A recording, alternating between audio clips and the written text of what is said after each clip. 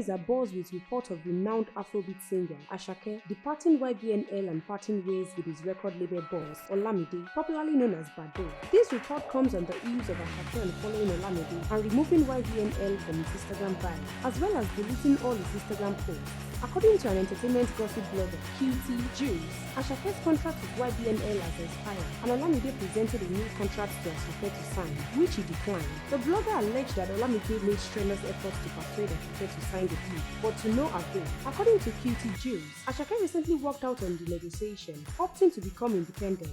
The post reads, Asake leaves YBNL and dumps Olamide. Insider says Asake's contract with Olamide YBNL has expired, and when Olamide presented Asake with a new contract, Asake refused to sign. Olamide apparently tried everything in his books to renew his record label with Asake, but Asake refused. The final straw happened 2 weeks ago when Asake walked out completely of the deal, opting to be his own boss. Hopefully they will be able to resolve and get Asake to stay. As it is now, Olamide is looking for real artists. It is worth noting that Asake joined YBNL in 2022 and brought into spotlight with his hit song, Songba, achieving groundbreaking milestones, including the impressive feat of selling out the O2 Arena twice.